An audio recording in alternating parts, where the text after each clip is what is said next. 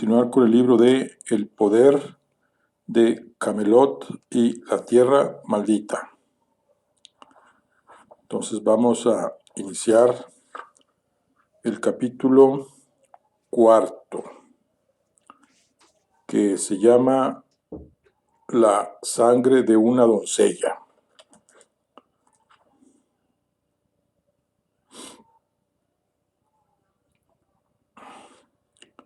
Vamos a ver. La sangre de una doncella.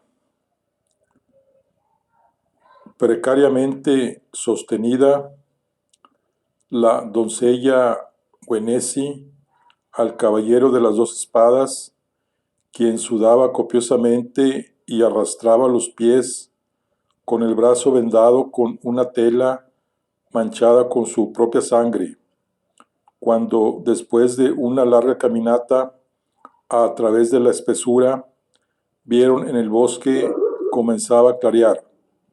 Se encontraron con un paisaje cada vez más desangelado, un terreno rocoso moteado de hierba reseca, donde las piedras se hallaban cubiertas de un liquen amarillento.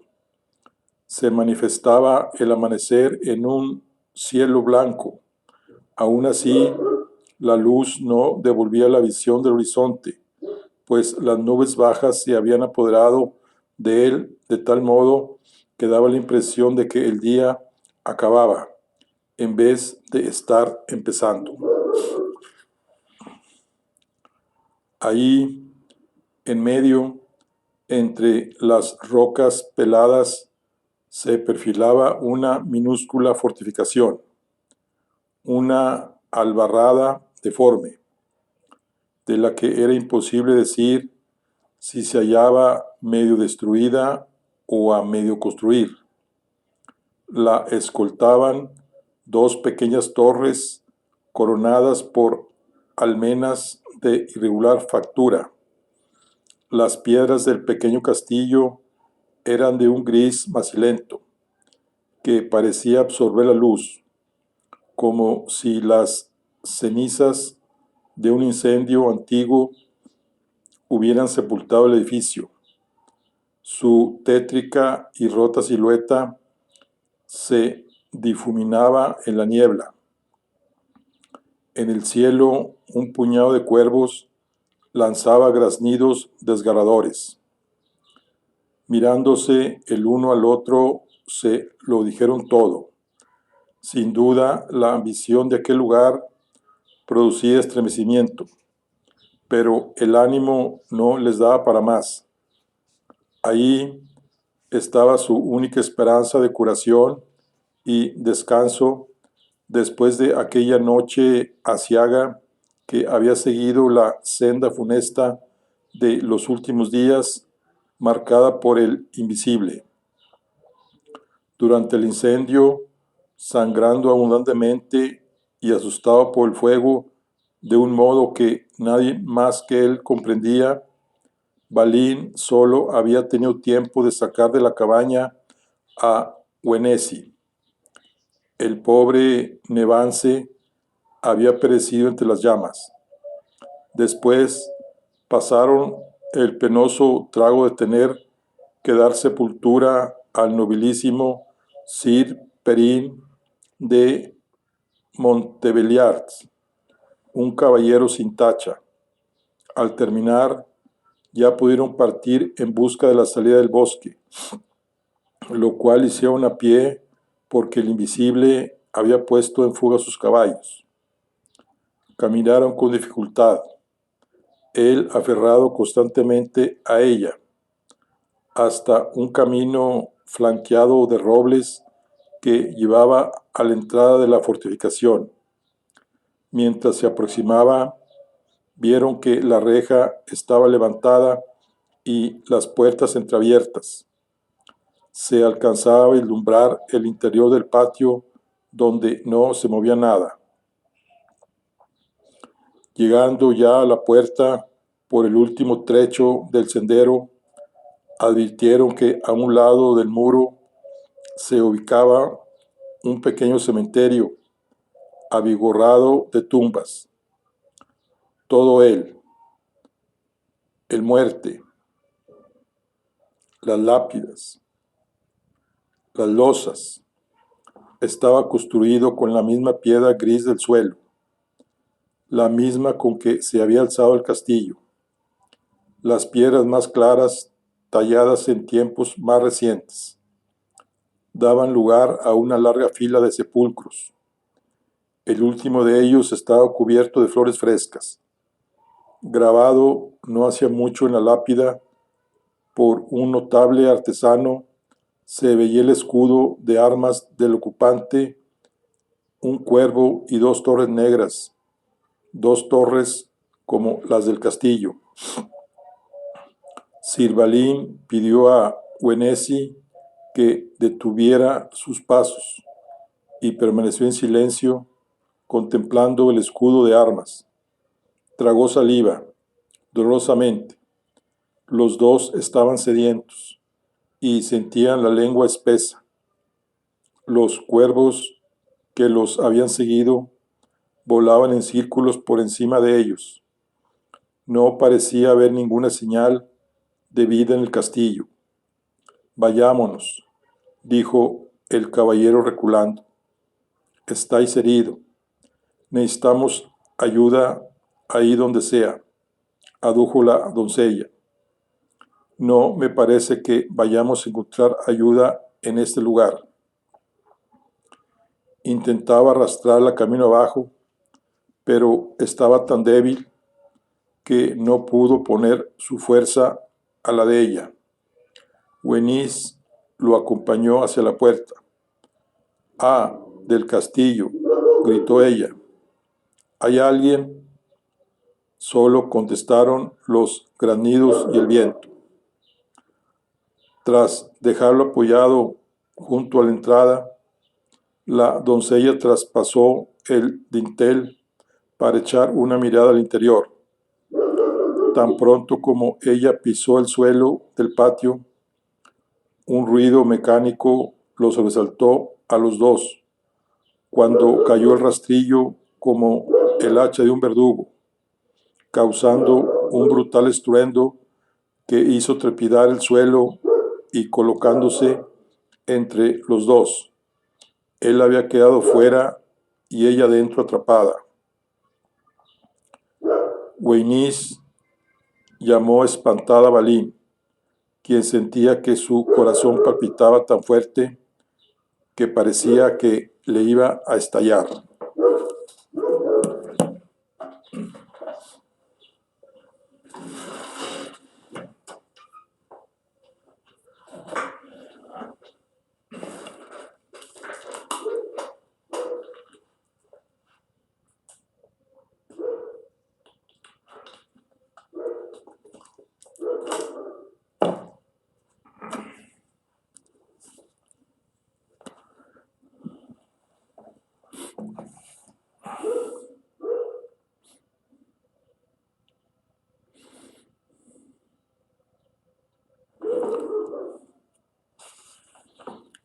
La sangre volvía a recorrerle todo el cuerpo como en medio de la batalla, de manera que sus daños quedaban ensordecidos y se sentía revigorizado por su propio ímpetu. Imbutido de esa nueva energía, intentó alzar el rastrillo, pero era tarea imposible. El dolor de la herida del brazo lo sacudió con un latigazo de dolor. Detrás de la doncella se aproximaban dos caballeros de armas negras desde los escarpes hasta la crimera del yelmo. En sus pechos aparecía el mismo distintivo de la sepultura, un cuervo y dos torres. Al verlos, el caballero y la doncella se abrazaron a través de la reja. «Balin», gritó la doncella, «no me abandonéis. Jamás. Os sacaré de aquí, aunque sea lo último que haga». Los guerreros negros la sujetaron y tiraron de ella con tal fuerza que fue imposible para Balín evitar que se la arrebataran de las manos. Se la llevaron a rastras, chillando y pataleando hacia el interior del castillo, mientras él intentaba escalar la reja en busca de algún modo de superar el muro. No había subido demasiado cuando notó que una fuerza le impedía continuar ascendiendo, y luego tiraba de él hacia abajo. El caballero dio con sus huesos en el suelo y al alzar la mirada se encontró delante de un hombre grande, extremadamente grande, un gigante acorazado con piel de armadura negra. Ondeaba un mangual adecuado a su tamaño, pero colosal para un hombre corriente. Haciendo girar el arma, lanzó la cabeza en busca del caballero, quien se apartó justo a tiempo. Viendo una roca cercana, Balín saltó encima y, ovillándose y ofreciendo las espaldas, se lanzó como una bola contra el pecho de su oponente. Con el impacto, el gigante se fue hacia atrás y cayó al suelo, por donde rodaron los dos luchadores. Así, Balín ganó tiempo para sacar sus dos espadas, a pesar de estar dolorido en el suelo. Los dos se alzaron al mismo tiempo, si bien el peso del gigantón lastraba sus movimientos. El caballero se colocó en guardia de perfil, con ambas espadas preparadas para el ataque. Sin embargo, la herida en el hombro le ardía, y la fuerza que había logrado conjurar en los últimos momentos se desvanecía en sus adentros. Dándose cuenta, el coloso se limitó a recuperar su mangual y a moverse a su alrededor, dispuesto a pasar al ataque en cuanto el otro flaqueara. Así estuvieron por unos momentos, Balín girando sobre sí mismo para ofrecerle en todo momento la cara a su enemigo, mientras el otro lo acusaba con una mirada torva y la cabeza del mangual daba vueltas. El de las dos espadas sudaba copiosamente de nuevo y tenía los ojos enrojecidos. Así fue como el otro, viendo su debilidad, aguardó con paciencia el momento adecuado y al distinguir en su gesto que se dolía de la herida, disparó la cabeza del mangual hacia el brazo vendado y sucio de sangre. Ahí le dio de lleno, haciendo que el otro se retorciera de dolor. Incapaz de mantenerse en pie, tuvo Sir Balín que ponerse de rodillas en tierra. Las espadas se le cayeron de las manos. Entonces fue cuando el gigante se abalanzó contra él y le descargó en la cara un puñetazo tan brutal que lo proyectó al instante hacia un mundo de oscuridad y entumecimiento.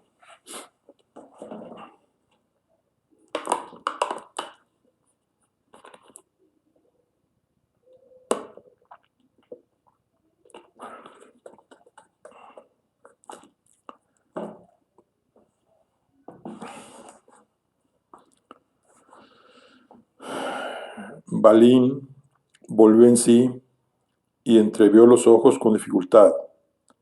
Estaba aturdido y se sentía como si hubiera tenido de compañeras a varias botellas de aguardientes, pero no tardó en percatarse de que estaba atado por las manos y los pies a lo que sería un camastro.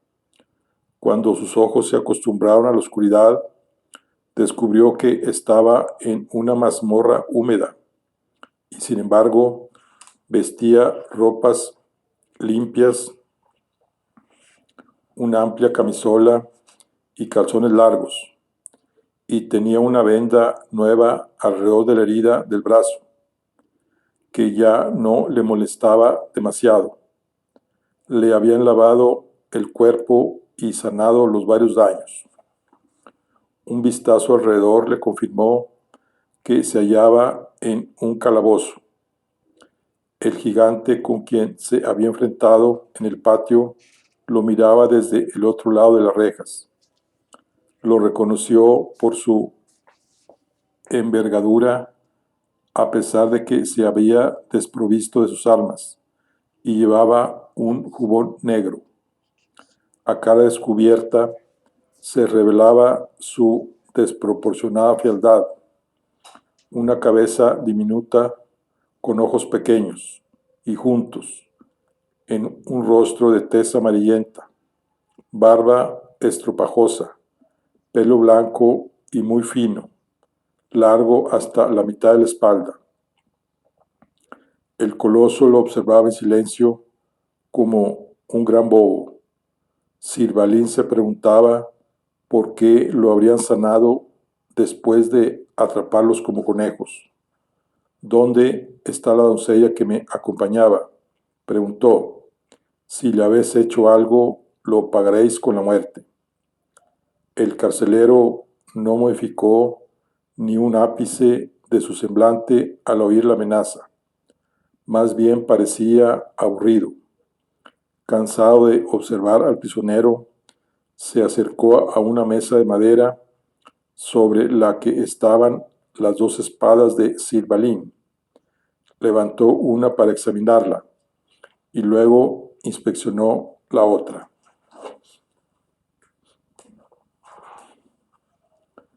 Quita tus manos de lo que no te pertenece, le espetó Balin, enojándose por el silencio del otro. El gigante sonrió para sí mismo mientras seguía sopesando el peso de las armas y la finura de sus acabados. Así comprendió Sir Balin que no era tan bobo como parecía. Esta es la dignidad con que tratáis a los caballeros que acuden a vuestra morada en busca de auxilio. ¿Qué se ha hecho de las sagradas leyes de las hospitalidades? ¿Acaso no tenéis honor en este castillo? El gigante se volvió para mirar de nuevo a Balin y se llevó la mano al cinto, donde portaba una daga. Luego se apresuró a abrir la puerta con la enorme llave que aguardaba sobre la mesa y apenas en un suspiro irrumpió como un animal en la celda, abalanzándose sobre su prisionero. Sir Balin vio que la daga se alzaba por encima de su vientre y pensó que se enfrentaba a su momento postrero, penosamente maniatado, una muerte sin gloria, porque el otro iba a destriparlo o a someterlo a algún suplicio enfermizo. El filo de la daga le buscó la muñeca, y él notó el frío del acero en ella, ante lo cual contuvo el aliento. Un instante después tenía la mano libre, y luego la otra. Cuando ya pensaba el caballero en revolverse contra él, el coloso le puso un par de botas entre los brazos y luego le cortó las ataduras de los pies. Sir Balin estaba desconcertado. «Hablas mucho, caballero del rey Arturo», le soltó el otro hastiado. «Ni siquiera en sueños, ni delirando por la fiebre, mientras te curábamos estos días, dejabas de hablar y de revolverte en la cama». Tirándole del cuello de la camisa, el gigantón lo levantó como si fuera un espantapájaros. «Tengo tu voz clavada en la cabeza». Lo sacó de la celda casi a rastras, sin ni siquiera darle tiempo a calzarse las botas. Sir Balin fue conducido fuera de las catacumbas por unas escaleras apestosas hasta lo que daba la impresión de ser la primera planta del castillo. si bien no alcanzaba ahí luz alguna. Tal vez era de noche, pensó él, que había perdido toda conciencia del tiempo. Luego el gigante lo llevó a través de un interminable pasillo flanqueado por puertas cerradas y viejos tapices. Después de un recodo, llegaron a una antesala donde se abría un gran portón de doble hoja. Cuando el gigante abrió la enorme puerta, entraron los dos en el gran salón, cubierto por un techo abovedado. Ahí la luz procedía de los candelabros que se hallaban descuidadamente desperdigados encima de mesas, muebles y estantes, derramando la cera hasta el suelo como lágrimas espesas. Las ventanas, en caso de haberlas, debían estar cubiertas por los gruesos y largos tapices que caían del techo al suelo. Junto a las puertas, sumergidos en las sombras, montaban guardia caballeros con armaduras negras. Una larga mesa ocupaba el centro del salón, en cuya cabeza ardía una chimenea señorial y enorme, tan grande que se habría podido asar una res dentro.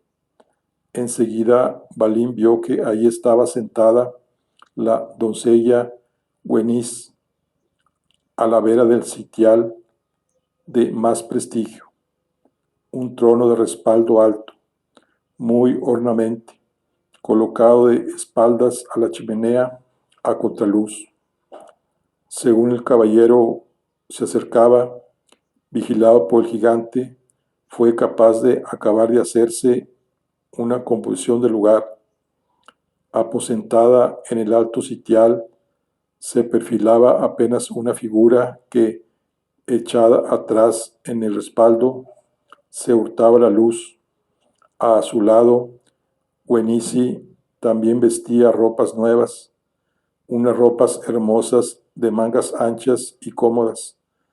Parecía haber sido atendida con respeto a lo que exige la decencia, pero tenía, sin embargo, una mano atada al brazo de la silla, y en el brazo lucía una venda que iba de la muñeca al hombro. Mientras tomaba asiento a la diestra de la figura, en penumbra, con Güenice enfrente, al otro lado de la mesa, el caballero le dijo a la doncella: «¿Estáis bien?» «Estoy viva, mi buen amigo», respondió ella, intentando aparentar serenidad, si bien Balín se daba perfecta cuenta de que estaba aterrorizada. El gigante se acercó a la silueta que presidía la mesa y le susurró algo al oído. Se oyó un bisbiseo ininteligible como respuesta, al que luego acompañó una tos intermitente. Una voz profunda y rota de mujer, ese timbre difícil de definir que produce la impresión de una autoridad incuestionable, resonó en el techo abovedado de la sala.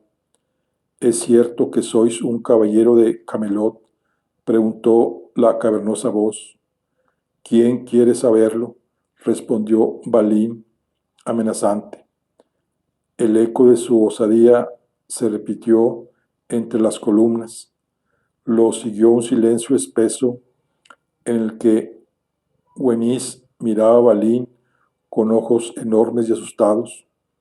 La silueta cogió aire para hablar de nuevo, haciendo aflorar una respiración ruidosa. «Vuestra amiga y yo hemos llegado a un acuerdo», dijo mientras se adelantaba para mostrarse a la luz. «A ella le debéis la vida». Salió a la vista una anciana dama de cuerpo huesudo y tan blanco que mostraba sus venas, sus nervios, sus músculos, sus órganos, tal como si fuera transparente. Estaba consumida por algún mal sobrenatural. La piel, repleta de arrugas, como si le estuviera grande.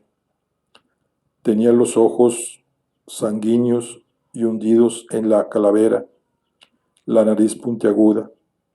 Sus ojos enterrados se clavaron en Balín, que los sintió como si se le acercaran dos flechas.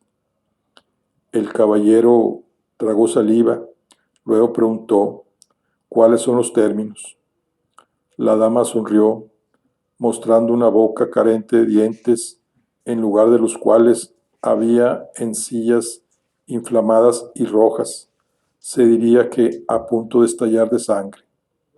Sé lo que buscáis y puedo deciros cómo encontrarlo.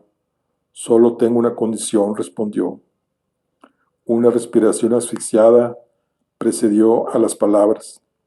La mujer empezó a toser y envolvió toda la sala en el eco de su expectoración. Entonces giró la cabeza hacia un lado y escupió una suerte de bilis nauseabunda. Al adelantar el torso por el esfuerzo, pareció que se desconyuntaba, que su esqueleto se desarticulaba e iba a desplomarse sobre la mesa. El coloso, que permanecía de pie a la espalda de Balín, se le acercó llevando un pañuelo y le limpió la boca con parsimonia, temeroso de hacerle daño o tal vez de despertar su ira. Ella suspiró y cruzó una mirada con él, que se volvió hacia Balín. Una enfermedad aflige a mi madre, comenzó a explicar el gigantón, que no tenía nada de tonto, pero aún la aflige más el maltrato del destino. En el cementerio de nuestros antepasados yace mi hermano Dinán, que era el heredero. A él no se lo llevó ningún mal del cuerpo, sino un asesino traidor, un asesino con cara y ojos que sin embargo no pudimos ver, el mismo que vosotros perseguís.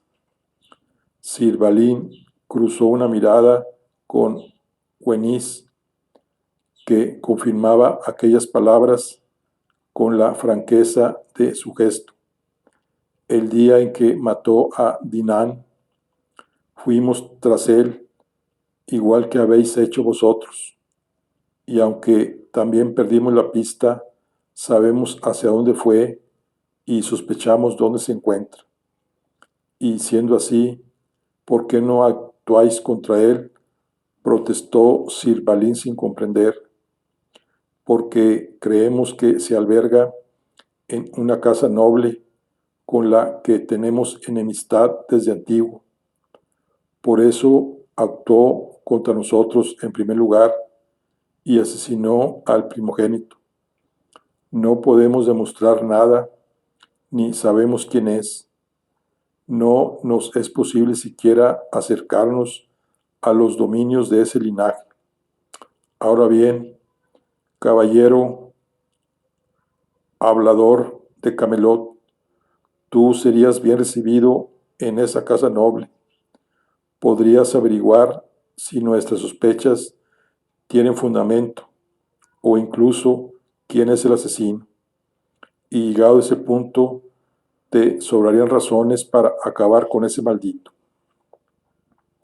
Sir Balin se revolvió en la silla alterado. Muy bien, si ese es el trato, no hay condición cuyo cumplimiento pudiera ser más feliz. Decidme a dónde he de ir, y os juro por mi honor que daré con ese ruin y le cortaré el cuello ahí donde lo encuentre. Su voz resonó en la bóveda hasta desvanecerse en el silencio. Todos en la mesa lo miraban fijamente. Solo la respiración moribunda de aquella dama, que parecía un espectro, rompía la quietud, causando a Balin una tensión insoportable. Estaba claro que todos sabían algo que él desconocía. Trepidó la voz de la dama en su pecho cuando, adelantándose hacia el caballero, a tal punto que éste olió la fetidez que emitía su boca, dijo: esa no es la condición. A la doncella le temblaban los labios, la tez cada vez más pálida, cada vez más fantasmal. El caballero frunció el ceño al ver que en la venda de su brazo se estaba dibujando una sombra bermeja, la sangre que fluía de una herida a todo lo largo, del hombro a la muñeca. Se alzó del asiento al instante, dispuesto a saltar por encima de la mesa para ir hacia ella, pero el gigante fue más rápido y, apresándolo por los hombros, lo lanzó de nuevo contra el asiento, donde lo cogió del cuello, presionándolo para que se mantuviera sentado. Por Dios Todopoderoso, no le hagáis daño. Accedí a hacerlo y ya lo estoy cumpliendo, dijo Güenice angustiada. El gigante apretaba el cuello de Sir Balin, que se removía y pataleaba en la silla con la cara morada y los ojos bien abiertos, asfixiándose. Es vuestro paladín quien ha de entenderlo, respondió el gigante, ante lo cual le explicó ella a su amigo nerviosamente. Sir Balin, sin saberlo, hace 2 días vos y yo arribamos al castillo de las que las gentes llaman la dama leprosa, aunque la llaman así por desconocimiento, pues su mal va mucho más allá de esa enfermedad. La señora de esta casa padece una condición que no puede curarse con reposo ni cuidados, sino con el remedio más preciado, más escaso. He aceptado proporcionárselo a cambio de que guíe nuestros pasos hasta el asesino de mi hermano. Es mi voluntad y la de nadie más, buen caballero, porque quiero ver cumplida la venganza que ansía mi pecho. Por favor, respetad mis deseos.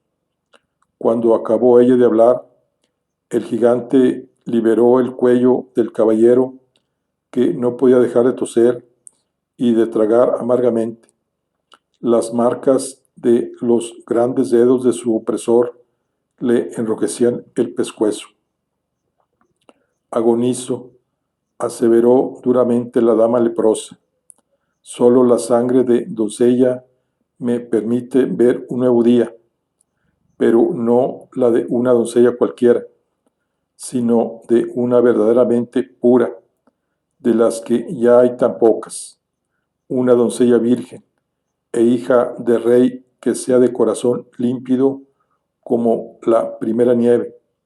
La noble Güenice ha resultado ser una de ellas. No puedo aceptarlo, protestó Balin con la voz quebrada todavía. No sufráis. No le he pedido que entregue su vida a cambio de la mía. No es ese el trato.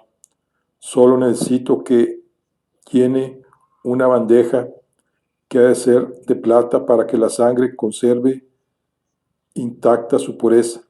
Ya está casi llena y ahora ella se está recuperando, pues no conviene que se desangre demasiado rápido.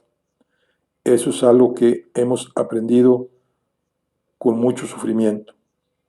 Balin recordó entonces las muchas tumbas recientes que había visto en el cementerio, junto a la que a buen seguro tenía que ser la del hijo de la dama leprosa.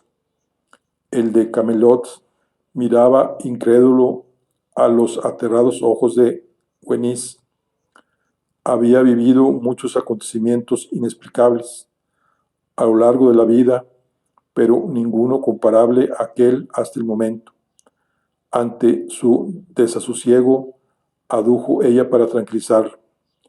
Perdimos el rastro del asesino sin remedio. ¿Qué camino seguir a continuación? Estamos expuestos a ser atacados de nuevo por alguien a quien no es posible ver, y así seguiremos el resto de nuestros días mientras ese hombre siga vivo y sepa que somos sus enemigos. Lo único que me preocupa de este arreglo siniestro es que penséis mal de mí por haber accedido a él. Sir Balin negó con la cabeza. No, Wynice, no creáis que pienso mal de vos, sino todo lo contrario. Tenéis mi admiración sin límites. Vuestra entereza me supera, a mí y a todos los que nos decimos caballeros. Es la ruindad de esta casa la que desprecio, porque teniendo el mismo enemigo, buscando el mismo fin, nos hacen pagar por su ayuda este infame precio. Dio un puñetazo en la mesa. El gigante hizo ademán de volverlo a asaltar, pero la dama leprosa lo detuvo con un gesto. No tenéis por qué presenciar cómo la doncella acaba lo que ya ha empezado. Si es cierto que tanto os supera, extrajo un pequeño puñal de filo curvo con la empuñadura de hueso. Balin apretó los labios, presa de la rabia, luego contestó: por mucho que me repugne ver cómo perpetráis acciones propias de artes malditas, no abandonaré a Wynice en este momento de horror. La dama asintió complacida y luego, con otro de sus gestos, mandó a un guerrero que trajera la bandeja de plata desde las sombras, repleta de sangre hasta casi el borde, y la dejara delante de Wynice. Pocas veces el olor de la sangre fresca le había causado tal desfallecimiento al caballero de las dos espadas, quien tantas vidas había cegado en el campo de batalla, dominado por la rabia que le dio el sobrenombre del salvaje. Sin duda, el mundo había cambiado, y con él había cambiado Sir Balin de Northumbria. No tenía miedo de la muerte, ni huía de ella, pero ahora su olor le repelía. Wynice lo miraba fijamente, y él le mantenía la mirada para darle la seguridad que ella buscaba. Así permanecieron mientras poco a poco ella se deshacía la venda, mostrando la herida que sajaba todo su brazo y le iba dejando caer en el suelo. Solo diré una cosa antes de presenciar cómo se culmina el último acto de este crimen, anunció Sir Balin. Si al final en esta casa se falta a la parte del acuerdo que le corresponde, no habrá poder sobrenatural ni ejército de gigantes que me impida volver con los mejores caballeros de Camelot y arrastrarla hasta convertirla en un erial donde nunca más sea posible que crezca nada. Bien dicho, contestó la dama leprosa, sonriendo con sus encías hinchadas y encarnadas. El acero brillaba en sus manos con vida propia y la misma ansia de sangre.